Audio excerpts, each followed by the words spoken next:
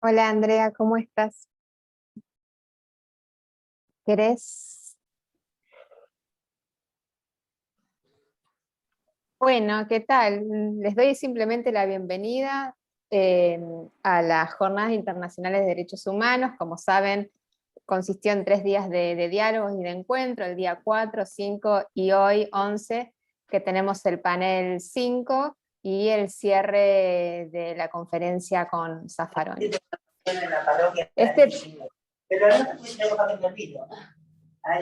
Como dijo Mariana, Zaffaroni a las 19, a las 18. El panel de hoy se titula Perspectivas de Género y Derechos Humanos en la Educación y Extensión.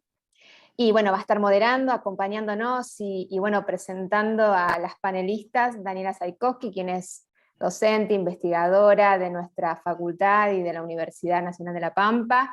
No sé, Dani, si te querés presentar vos directamente y arrancar con la moderación y presentar a las chicas. Bueno, bárbaro. Bueno, en principio, decir que la actividad, una actividad que pueda socializar las producciones académicas, tanto del grado como en este caso de los posgrados, de un posgrado que se dicta en la facultad, siempre es algo para celebrar y es algo bienvenido, porque muchas veces, muchas de las actividades y de los hallazgos, las sistematizaciones, las cuestiones que se descubren en investigaciones de especialización, de maestría, suelen quedar anilladas en una biblioteca, y sin la difusión y sin todo lo que de esos trabajos podemos aprender y podemos aplicar. Y justamente el nivel de especialización es tanto para quienes estudian una especialización como para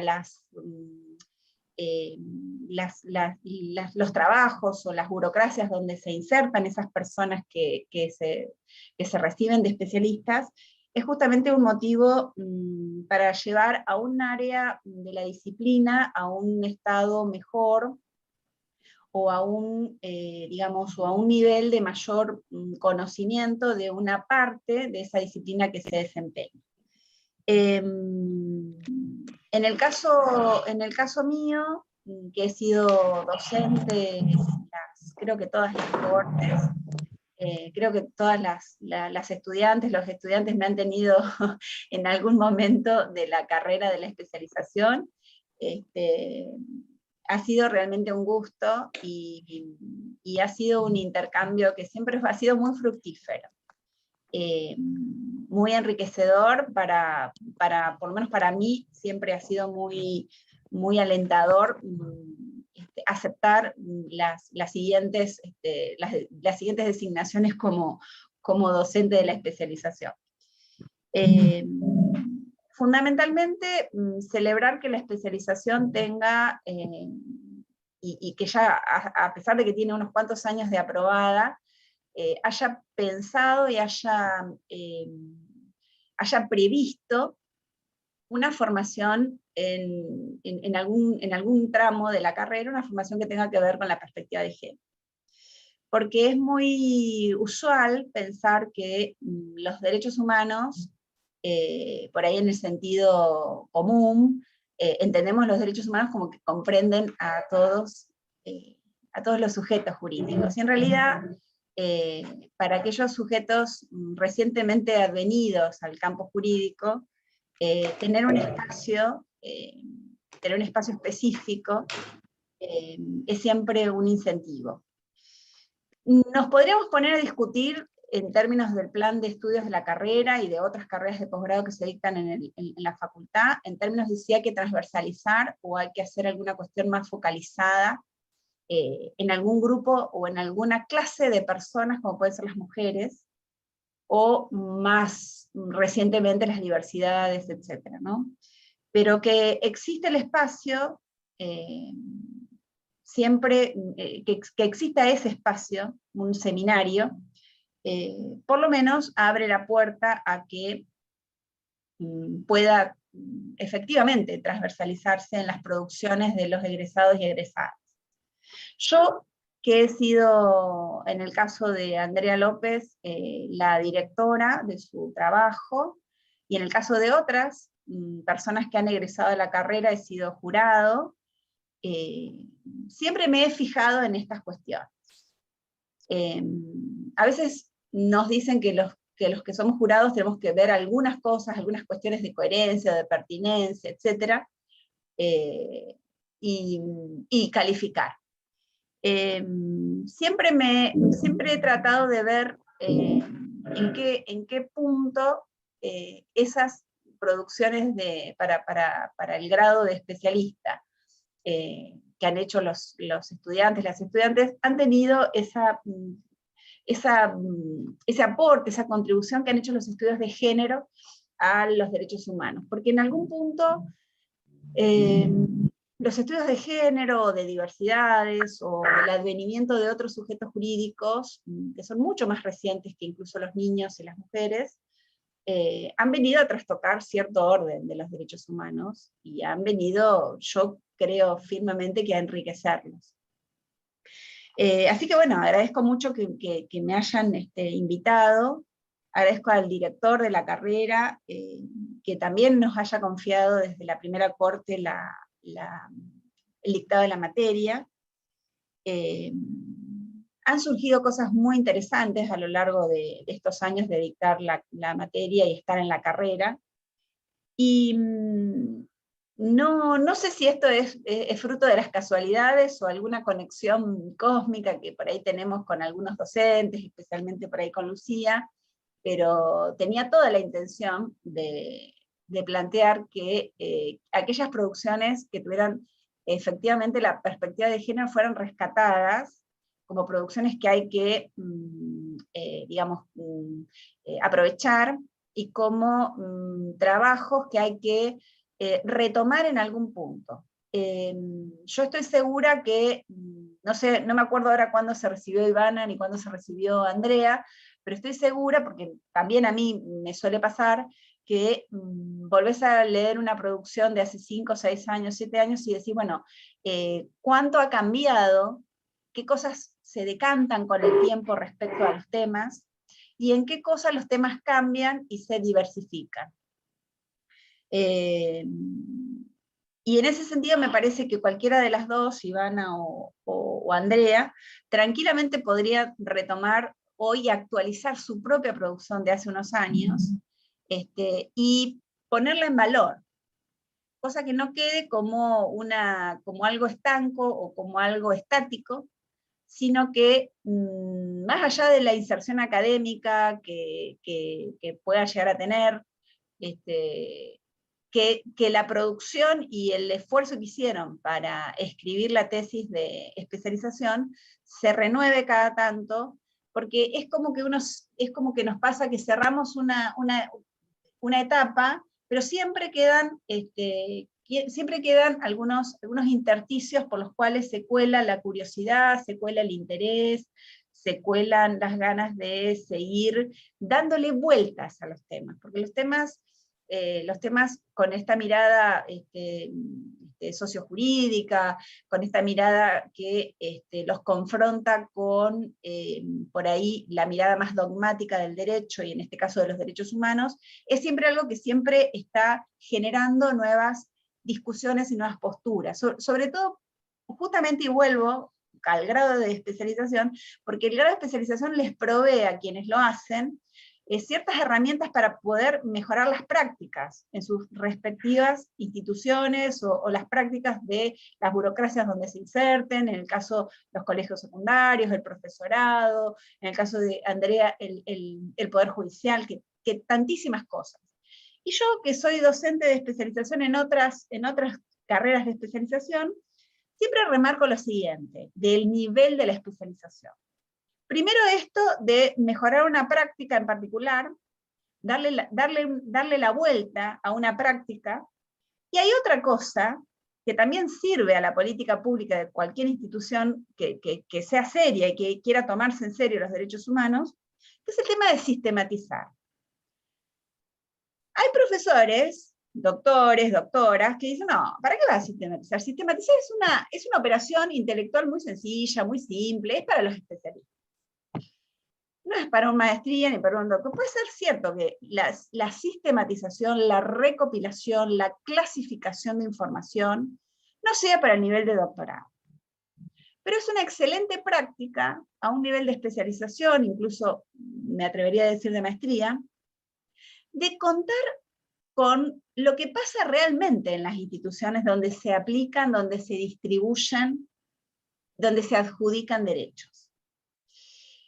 Y está muy interesante la mirada o la posibilidad, el perfil que ha dado la especialización en derechos humanos, en términos de que ha permitido el cursado de personas que efectivamente no son abogadas. Es decir, ha corrido ese límite que yo creo que viene un poco de adentro de las carreras de derecho, pero también viene de afuera, de ese mundo exterior que nos ve a los abogados y a las abogadas como personajes muy esotéricos, muy crípticos. Entonces, de pronto, tener la posibilidad de tener estudiantes, varones, mujeres, de otras carreras, enriquece no solamente la carrera de quien va y la cursa, sino a otros compañeros, compañeras desde el punto de vista, no sé si de una cuestión interdisciplinaria, porque en definitiva las especializaciones se hacen desde la disciplina, sino por lo menos algo multidisciplinario.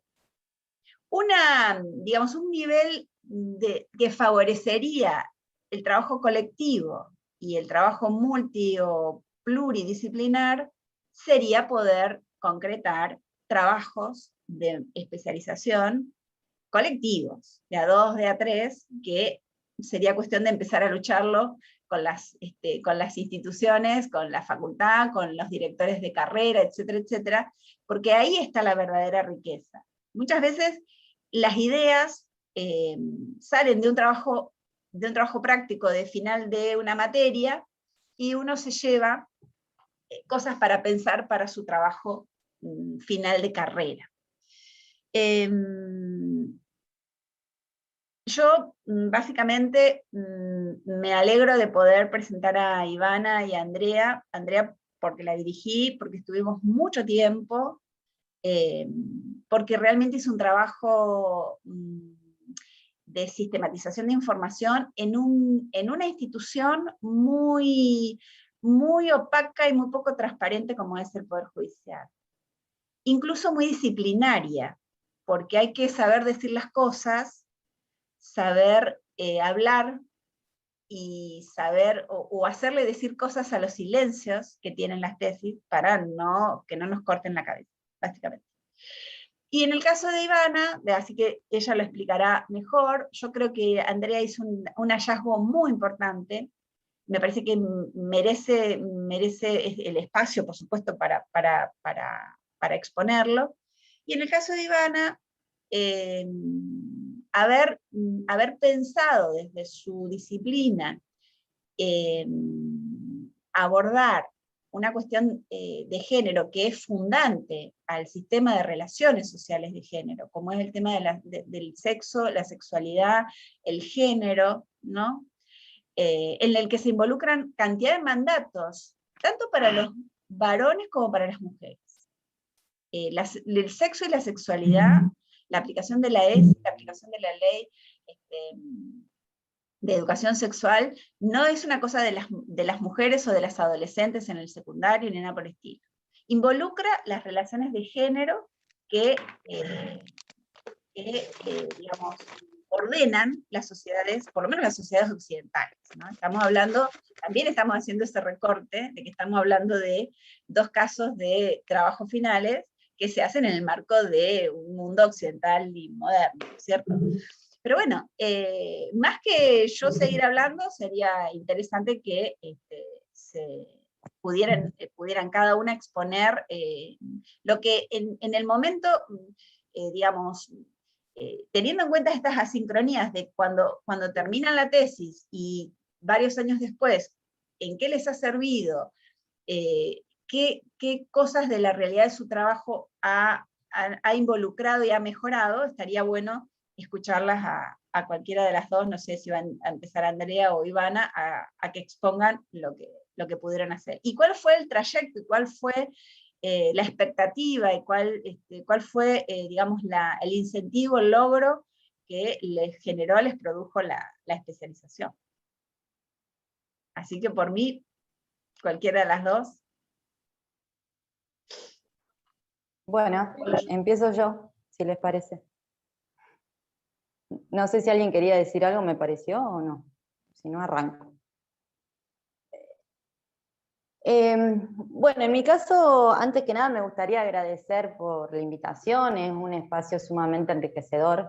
Yo estuve participando también de los encuentros de la semana pasada y fue muy rico todo lo que se comentó, los trabajos que se estaban haciendo, la mirada sobre los derechos humanos que se pudo difundir, digamos, que se pudo trabajar en esos momentos, así que agradezco el estar participando de estas jornadas internacionales de derechos humanos, y también agradezco poder haber hecho la especialización, porque en mi caso particular, yo, bueno, estudié profesorado en historia, soy profesora del nivel medio de los colegios secundarios, digamos, de acá de Santa Rosa, pero además soy militante social, o principalmente también soy militante social. Entonces, la invitación a participar de la especialización en su momento fue producto de la trayectoria también en el campo de las organizaciones sociales en las que estaba y en las que estoy participando desde hace varios años.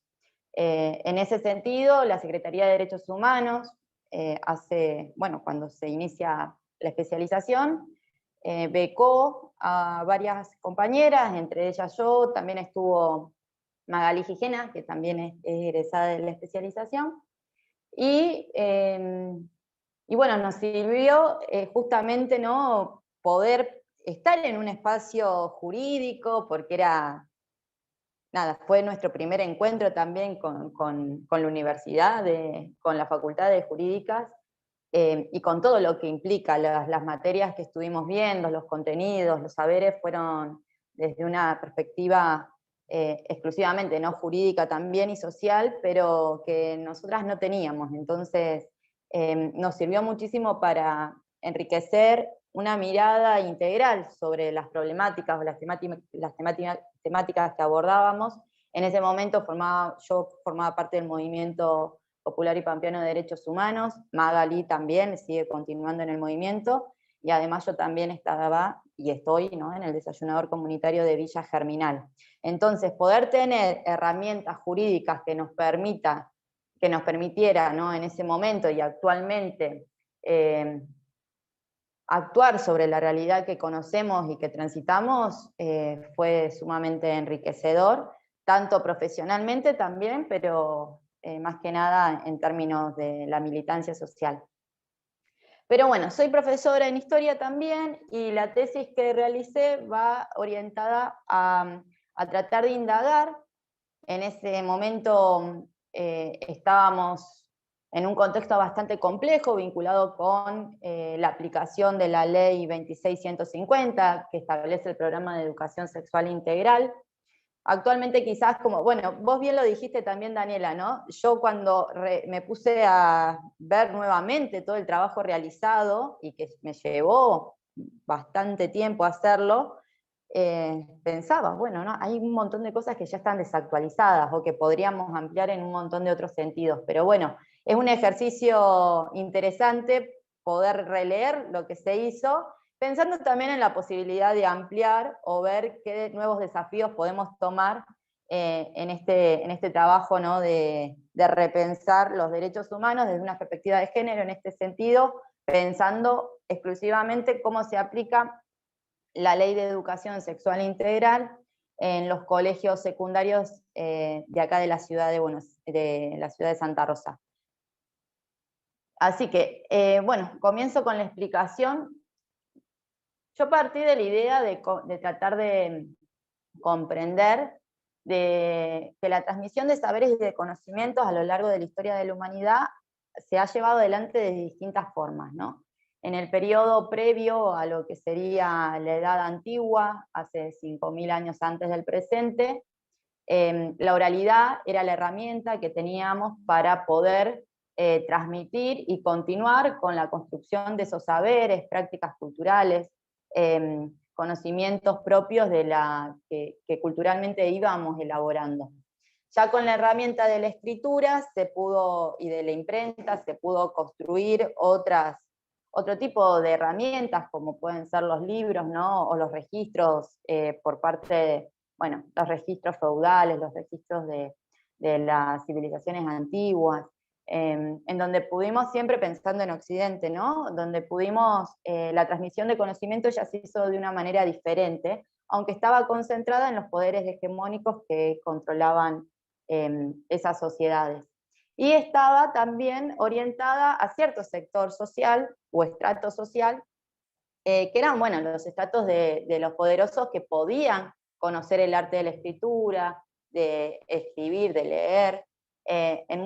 Durante la Edad Media eso estuvo pensado exclusivamente o llevado adelante en mayor cantidad por la Iglesia Católica, en lo que va a ser la Europa occidental, durante los siglos V al siglo XV después de Cristo, y que estaba también orientado a determinados géneros, si lo queremos pensar en ese sentido, que eran los varones. Las mujeres durante ese momento tampoco teníamos la posibilidad de acceder, digamos, a ese conocimiento, menos aún si éramos de los sectores populares, ¿no? Quizás alguna hija de algún rey o señor feudal pudo conocer el arte de la escritura, conocer los conocimientos de las ciencias que se habían avanzado hasta ese momento, pero lo cierto es que son excepciones. Va a ser durante la Edad Moderna, cuando es necesario la construcción de estados modernos, ¿no?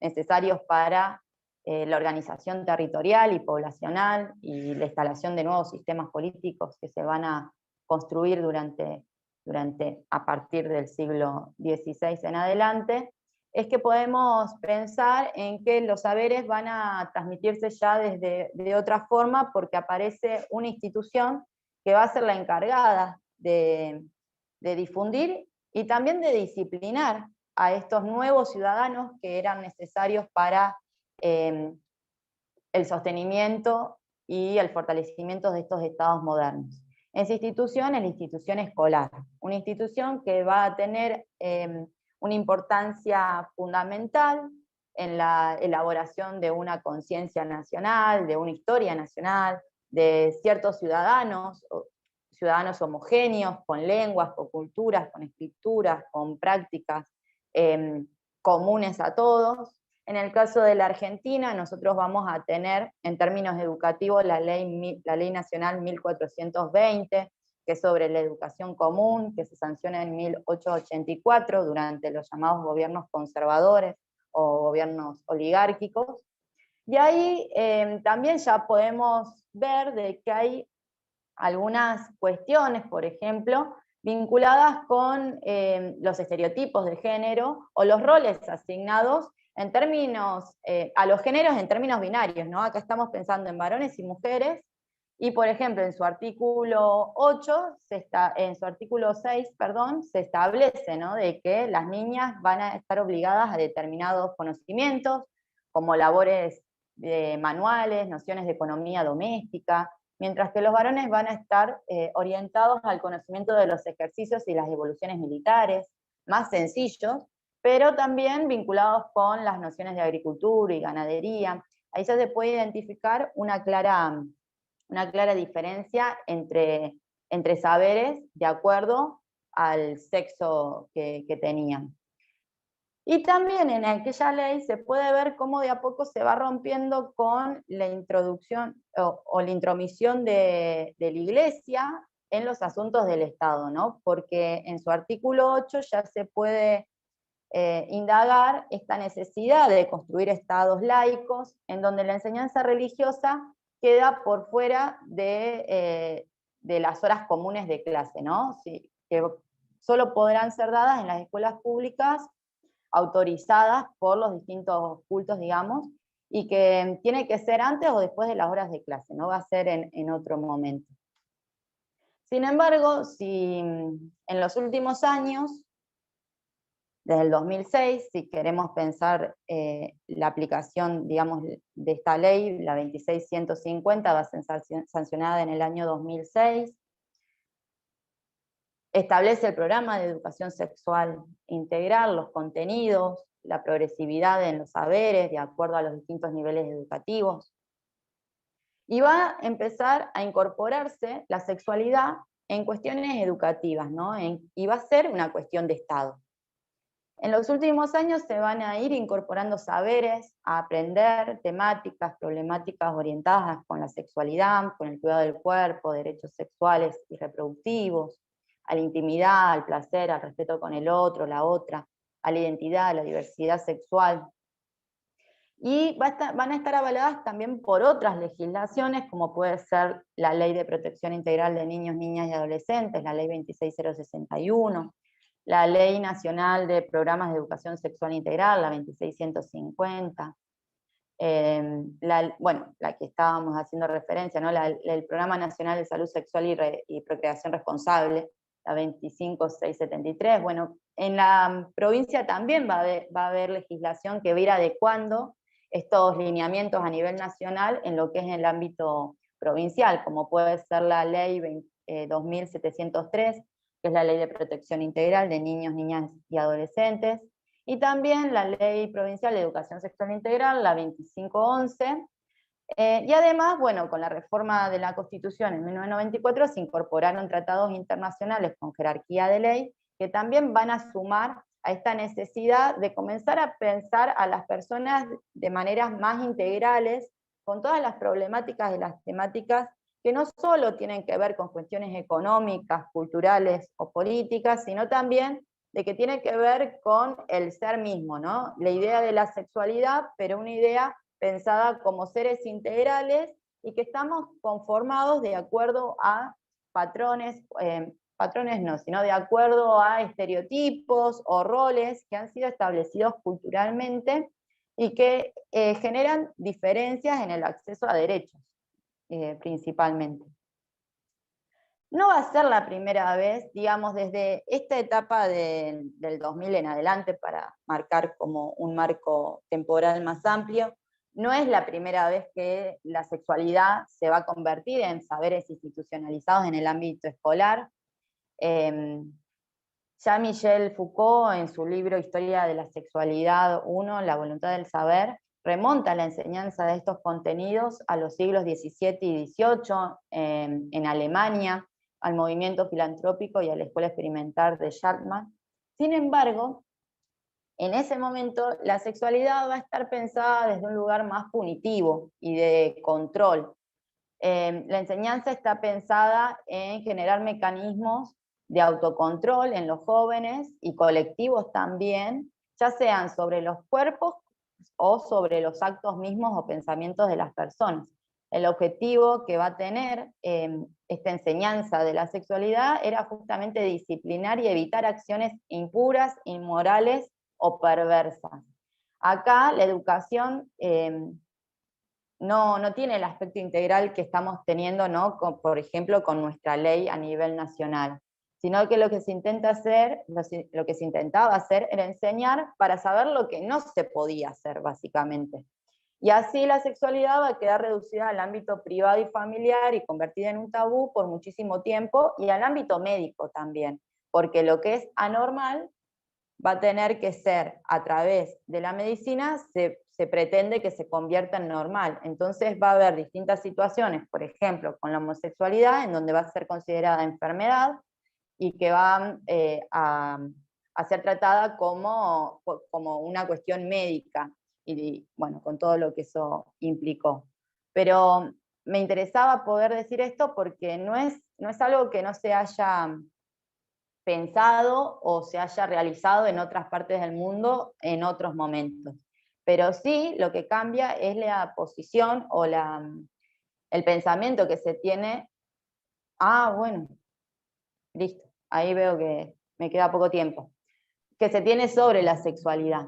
En general, yo voy a utilizar para el análisis lo que hice fue hacer entrevistas semiestructuradas, grupales, a docentes, hice entrevistas con directivos de distintos colegios.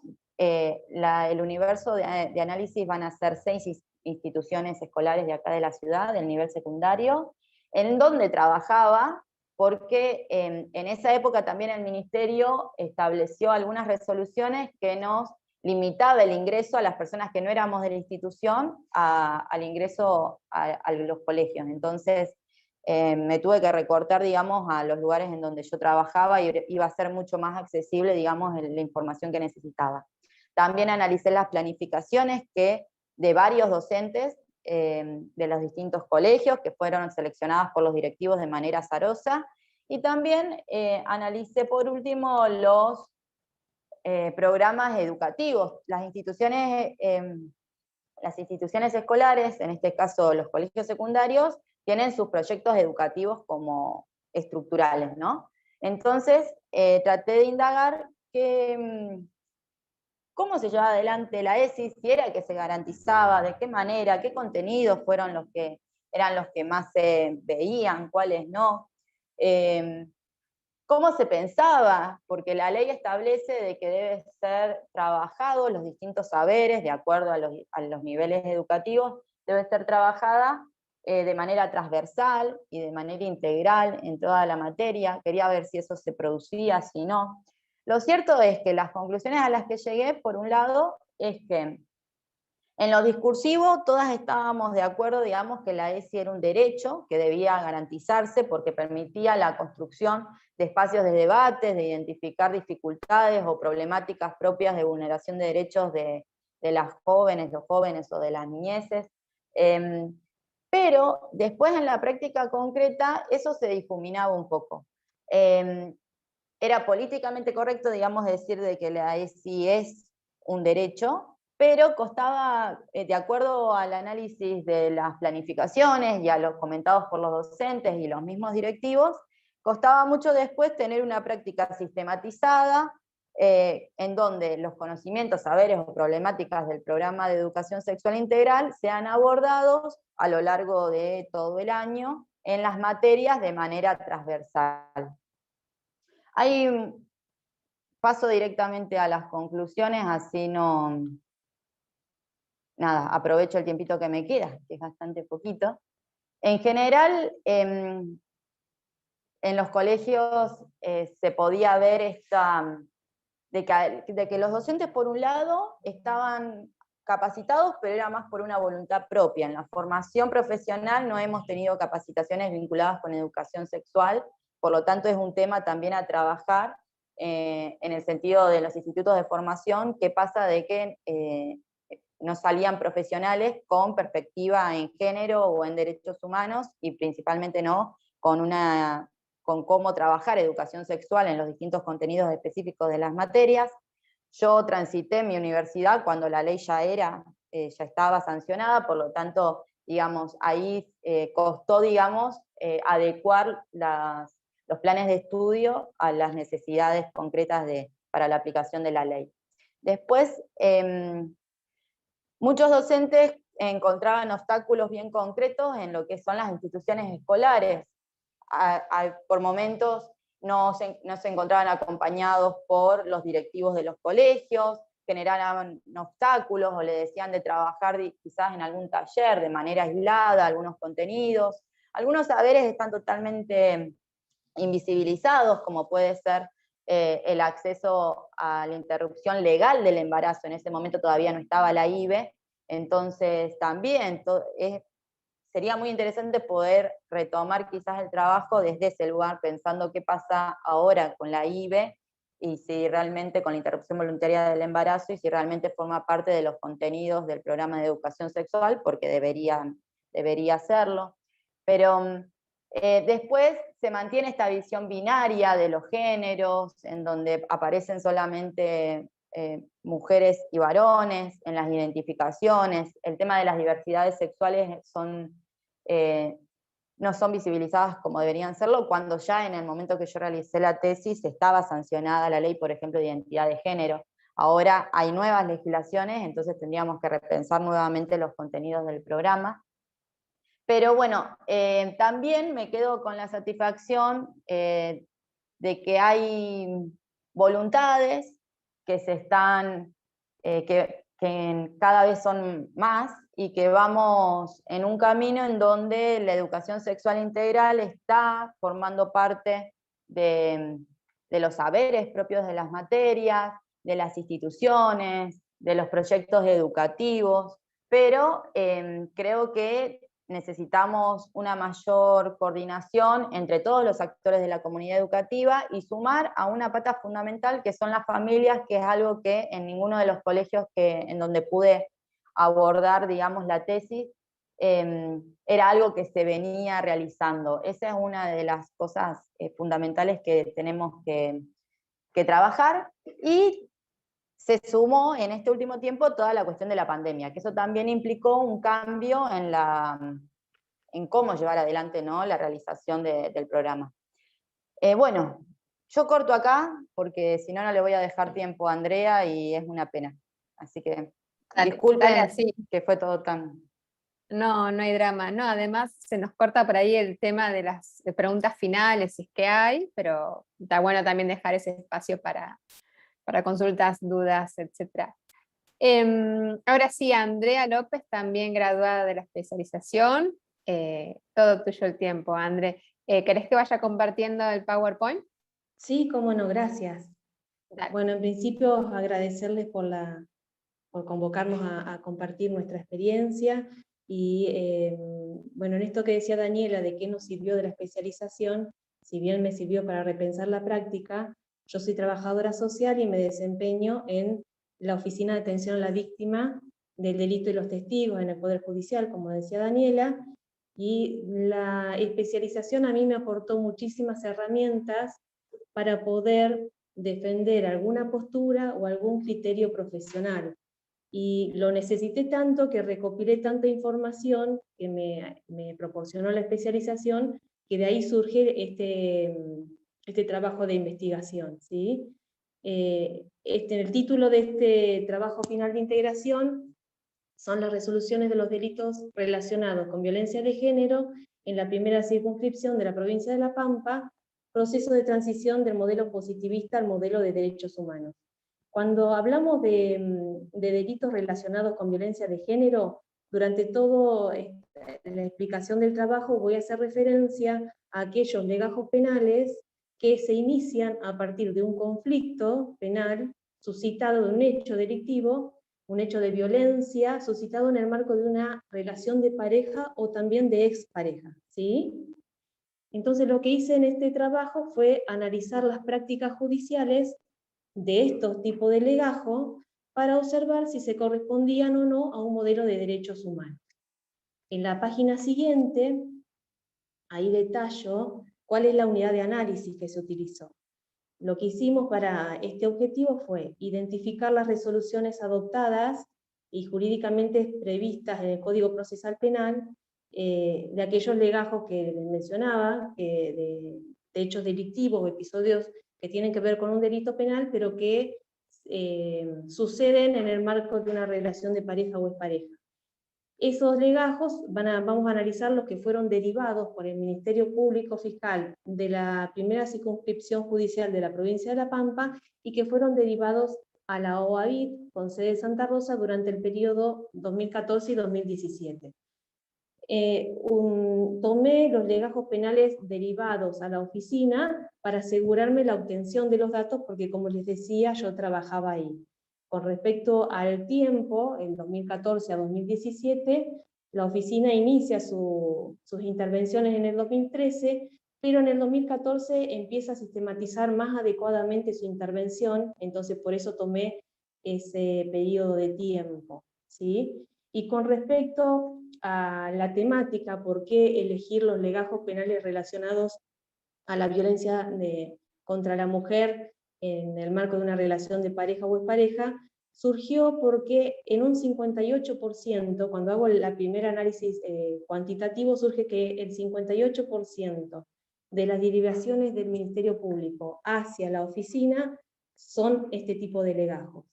Y en segundo término, porque contamos con diferentes instrumentos internacionales de derechos humanos que sostienen que esta problemática tiene características específicas y estructurales que debemos atender y comprender cuando las abordamos jurídicamente, y que las diferencian de los otros tipos de delitos tipificados en el Código Procesal Penal.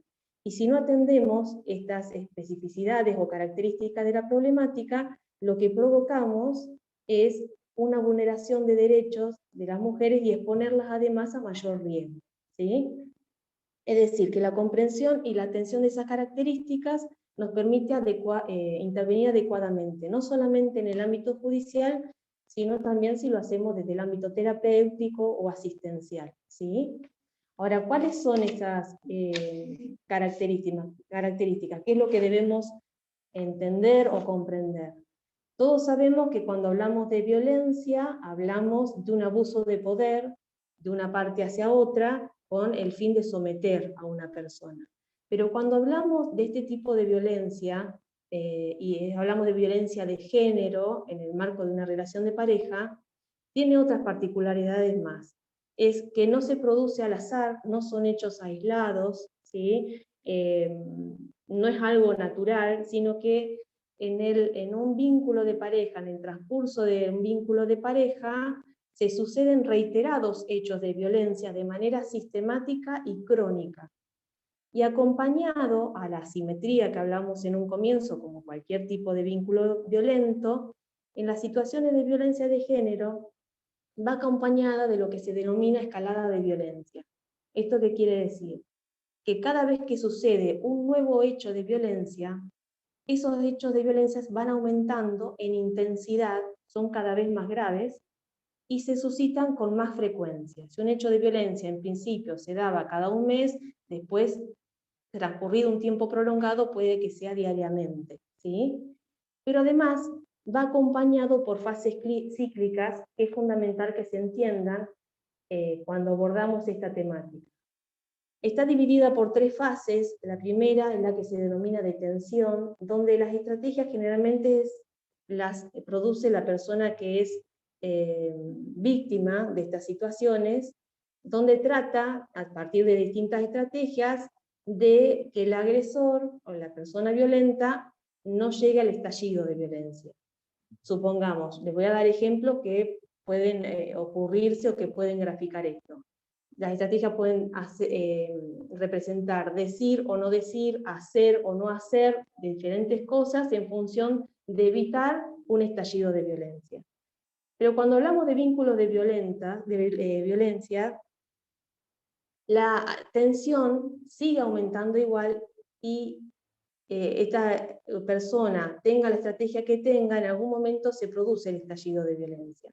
Ese estallido de violencia no necesariamente tiene que ser físico, ¿sí?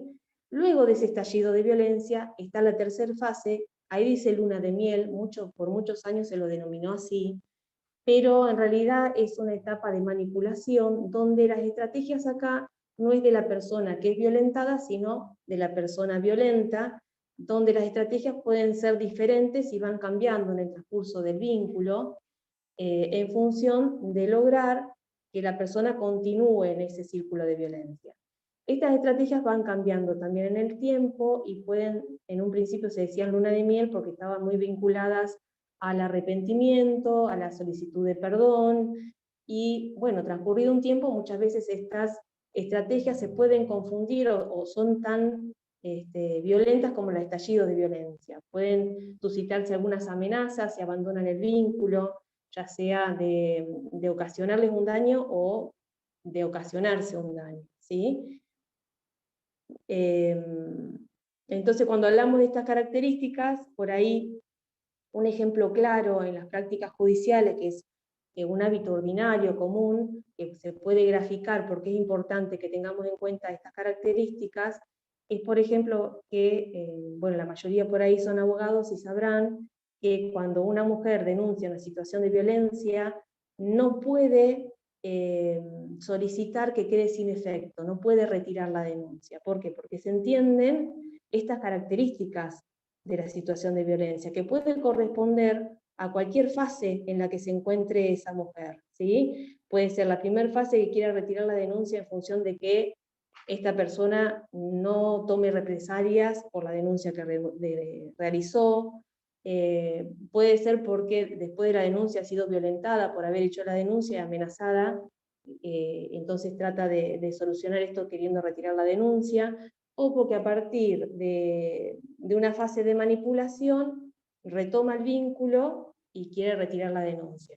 Entonces, acá en otras prácticas, en esta de retirar la denuncia no la he visto tanto, pero sí en otras actuaciones judiciales, el atender a estas características cíclicas, muchas veces confundido con que el sistema judicial niega la autonomía de las mujeres o la capacidad de las mujeres. Y en realidad lo que se está atendiendo, teniendo en cuenta, son estas características de la problemática.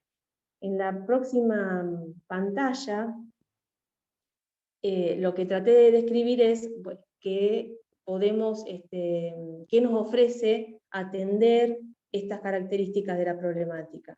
Una es garantizar el acceso a la justicia de las personas víctimas, y esto está íntimamente vinculado también con la prevención de que se susciten nuevos hechos de violencia. Y bueno, lo que ya mencioné con anterioridad, que comprender estas características nos permiten entender que no se están negando la autonomía ni la capacidad de las mujeres, y que si no atendemos también a estas singularidades de la problemática, estaríamos actuando en un estilo tradicional de derecho y no a uno vinculado al paradigma de derechos humanos, ¿sí? Pero también es preciso tener presente que el acceso a la justicia también implica eliminar la barrera, si es que lo existiera, entre las leyes positivas y su aplicación. Teniendo en cuenta todo esto, ¿por qué es importante identificar el abordaje que tiene el Ministerio Público Fiscal en este tipo de legajos y identificar si se corresponden o no a un paradigma de derechos humanos? En la siguiente plantilla podemos observar que, de acuerdo a lo establecido por el Código Procesal Penal, que cuando yo hice esta investigación estaba en vigencia otro Código Procesal Penal, en esto que nos decía Daniela, que hay que actualizar todas nuestras investigaciones. Cuando yo hice este trabajo, estaba en vigencia otro Código Procesal Penal en la provincia.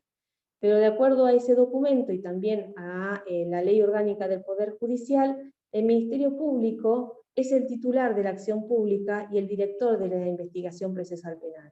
Y en función de eso, tiene distintas opciones el Ministerio Público Fiscal. Puede reservar, archivar un legajo, o bien formalizarlo, proponer un sobreseimiento, proponer salidas tempranas al proceso penal, o llevar algún legajo a un juicio directo o a un debate oral, siempre y cuando cuente con todos los elementos que se requieran en estas instancias. Pero en lo que nos vamos a detener, en la siguiente página, es en las salidas tempranas. Porque acá el Ministerio Público tiene la opción de, por ejemplo, en el criterio de oportunidad, tiene la opción de renunciar a la persecución penal. Y con respecto al juicio abreviado y la suspensión del juicio a prueba, que es una forma de poder resolver un legajo anticipadamente, si bien hay diferencia entre los dos, en el juicio abreviado hay una condena, siempre y cuando la persona imputada acepte su responsabilidad. En la suspensión del juicio a prueba hay una extinción de la acción penal luego de que cumpla las reglas de conducta impuestas, ¿sí? Y la pena se realiza en suspenso. Si esas reglas de conducta no las cumpliera y se pueda probar que no las cumplió, se realiza esa pena de efectivo cumplimiento. En el Código Procesal anterior se podía aplicar estas medidas informándole a la víctima, porque la opinión de la víctima no era vinculante para la decisión que tomara la Fiscalía, ¿sí? ¿Qué sucede con esto? Que hay distintas opiniones que podemos ver en la siguiente página respecto de si son aplicables estas salidas tempranas como la suspensión de juicio o prueba en estos legajos que Andrea, están los perdón que estudiantes. interrumpa, estamos a 3 minutos de que sean las 18 y por ahí se nos superpone con la próxima actividad, así que si te parece, perdón, nada, ir redondeando, cerrando, para que nos quede unos minutitos para vos hacer un cierre igual que Ivana. No creo que lleguemos al intercambio, pero por lo menos escucharlas a ustedes dos para finalizar. Bueno, no creo que se logre llegar a entender todo. La idea es que con estas características que tiene el instituto, hay algunos pensadores que nos dicen que como no se confiesa ni se reconoce la responsabilidad del hecho delictivo, se empieza a pensar cómo se interioriza la ley, ¿sí? Y cómo estamos hablando de prevención y erradicación de las situaciones de violencia de género. Otros pensadores lo dicen, esto es posible a través de las reglas de conducta. Pasame la otra página, por favor, Guadalupe. Bueno, no sé si va a quedar muy claro. El tema es que las reglas de conducta, respecto a la práctica que yo llevo en el Poder Judicial, tiene ciertas dificultades. Muchas las tiene que hacer cumplir la propia víctima, como por ejemplo, que la persona imputada no se acerque, no la intimide, no la violente nuevamente. La que tiene que dar aviso de eso y dar pruebas de eso es la persona víctima, que a veces no está lo suficientemente empoderada para poder hacerlo, o no tiene las pruebas para poder dar noticias de que no se cumplió esa medida. Otro tiene que ver con los dispositivos inadecuados para el tratamiento a las personas imputadas, porque no tienen acceso a dispositivos creados específicamente en esa problemática.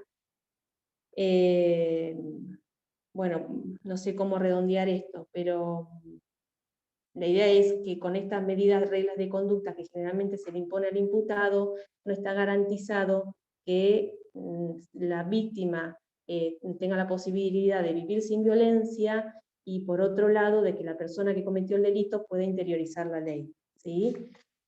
Para cerrar, bueno, lo que dicen los instrumentos internacionales de derechos humanos es que actuar jurídicamente con formas tradicionales de derecho sin tener en cuenta las particularidades de la problemática ubica a las mujeres en mayor revictimización y mayor riesgo. Entonces dice que por ahí el tema de utilizar el instituto puede promover la impunidad y en consecuencia perpetuar y repetir este tipo de delitos, ¿no? Bueno, es una pena porque no llego a explicar todo para que tenga una coherencia, pero bueno, según la recomendación 35 de la CEDAW, lo que nos dice es que se puede pensar en algún tipo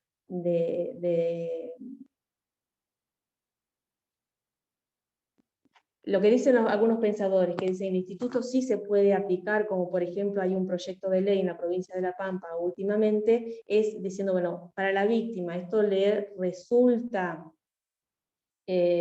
conveniente, y no se tiene en cuenta que por ahí la persona víctima puede estar condicionada cuando da su opinión por las características que recién hablamos, o que tal vez necesite, como dice esta recomendación 35, de la asistencia de equipos especializados, y que esa opinión o esa participación tenga como fin el empoderamiento de las víctimas y sus supervivientes, ¿sí? Bueno, la idea era que en este marco de ideas, si querés pasar la otra página, Guadalupe, se pudo ver una modificación en el abordaje de los legajos que se abordan desde el Ministerio Público Fiscal de La Pampa hacia un paradigma de derechos humanos, ¿sí? Porque la utilización del juicio abreviado, de la suspensión de juicio a prueba, fueron aminorando hasta casi tener una presencia mínima en el transcurso de los años. ¿Sí? Entonces podríamos concluir que se observó una adopción progresiva de la perspectiva de género por parte de las agencias del sistema judicial, y que la modificación de las prácticas judiciales en esta primera circunscripción de La Pampa, en estos legajos vinculados a la temática de estudio, se enmarcan y se derivan en una política criminal y pública tendientes a visualizar la problemática de violencia de género en el ámbito de la pareja y relacionada con la reivindicación de los derechos humanos. Pero bueno, hay una parte fundamental que no llegué a exponer, y que no sé si, por ahí Dani, ayúdame a ver si se logró comprender un poco cuál fue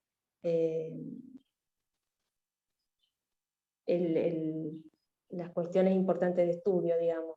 No sé si se logró comprender con tan poco tiempo, porque hay muchas cuestiones que no pude exponer.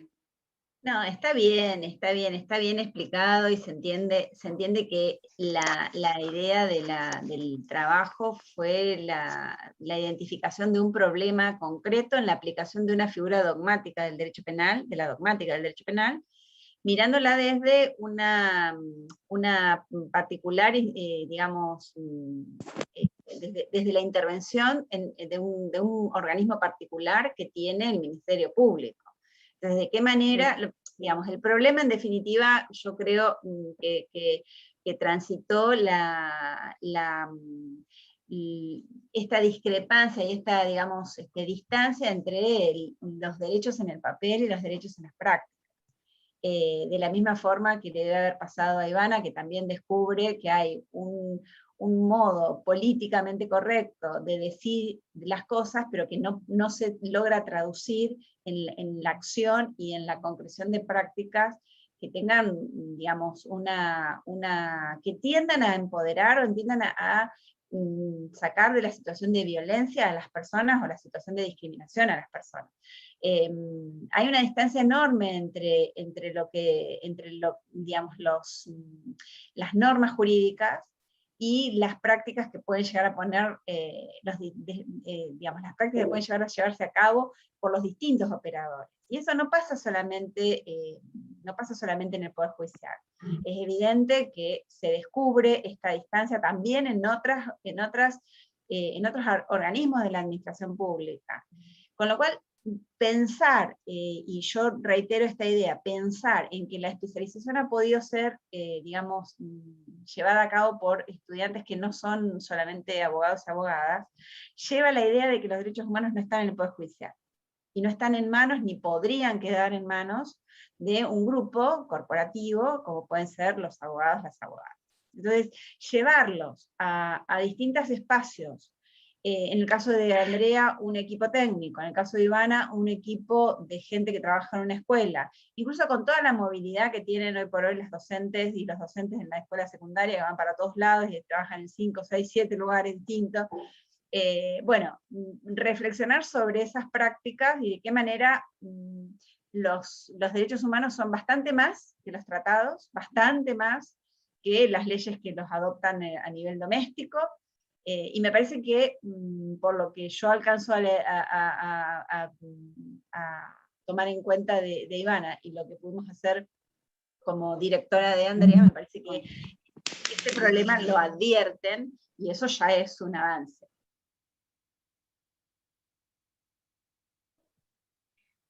Así es, Dani, Andrea y Ivana, les agradezco, nada, en nombre personal, de la facultad, de la especialización. Allí está Alejandro, no sé si querés decir unas palabras de cierre, Ale, si no...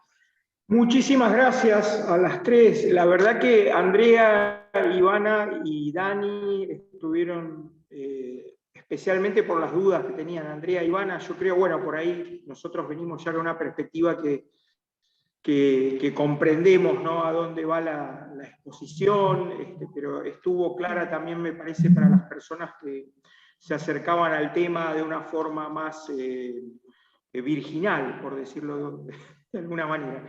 Y les agradezco muchísimo, muchísimo. Me disculpo porque no sé, por ahí ustedes pueden seguir dialogando sobre este tema. Yo tengo que ir a presentarlo al expositor del próximo panel. Así que les agradezco muchísimo y vamos a hacer espacios para volver sobre estos temas, a reflexionarlos y dialogar sobre esto, porque ameritan que le dediquemos más tiempo. Les pido disculpas, realmente. Muchísimas gracias. Nos vemos, Ale. Y bueno, Ivana, Andrea, si quieren hacer un cierre. Adiós. Yo simplemente para cerrar, porque sí, fue poquísimo tiempo, por lo menos pasó muy rápido, Sí. pero justamente de remarcar la necesidad de que la educación sexual integral realmente se garantice en los colegios, primero porque es ley, obviamente, es una obligación que tenemos de los cuerpos docentes que transitamos, las distintas instituciones, también los directivos y toda la comunidad, pero más allá de eso y principalmente porque es un derecho de los chicos y de las chicas y de las chicas que tengan la información, que puedan elegir, decidir qué quieren sobre sus vidas, poder reconocer los distintos derechos que gozan y que puedan ejercerlos gracias al conocimiento de los mismos. Y es una herramienta importantísima que tenemos los que estamos en educación para construir espacios de debate, para construir conocimiento desde un lugar, desde el respeto, desde la diversidad, desde la igualdad, y en donde los chicos y las chicas pueden pensarse en vidas que realmente estén libres de toda violencia. La educación sexual es una herramienta importantísima que tenemos que garantizar, y de ahí la necesidad también de que la tesis vaya orientada a eso, a ver cómo se garantizaba o no en algunos sentidos. Así que agradezco haber sido invitada y agradezco también a todos y a todas las que están acá presentes. Abrazo. Andrea. No, yo solo agradecer, y bueno, el tema que me tocó, si bien no sé si se entendió o no, Sí, porque no pensé que iba a ser tan corto, siempre es un tema que está en discusión. De hecho hay un proyecto en vigencia y demás, por ahí, como decía Daniela y mi compañera Ivana, la necesidad también no solamente de que nos permitan hacer la especialización otras profesiones que no somos abogados, sino que también en las discusiones, que muchas veces se tratan solamente entre abogados, también tengamos la oportunidad de incluirnos como en una multidisciplina y aportar estas perspectivas más específicas. Y bueno, muchas gracias por todo y por el respeto, la atención y poder compartir Sí, nuevamente yo también me disculpo porque el tiempo acá verdaderamente fue tirano, tuvimos 1 hora, pero así, súper cortita, se pasó muy rápido. Bueno, no mucho más, los invito a los que quedamos aquí a trasladarnos si quieren a la otra conferencia y quedo pendiente de cualquier cosa, seguimos en contacto y nuevamente gracias Andrea, Ivana y Daniela. Estos paneles quedan grabados en la facultad, así que los podemos recuperar posteriormente después en la página de la Facultad de Ciencias Económicas y Jurídicas. Y bueno, nada, nos vemos en otro momento, en otra oportunidad. Les mando un abrazo.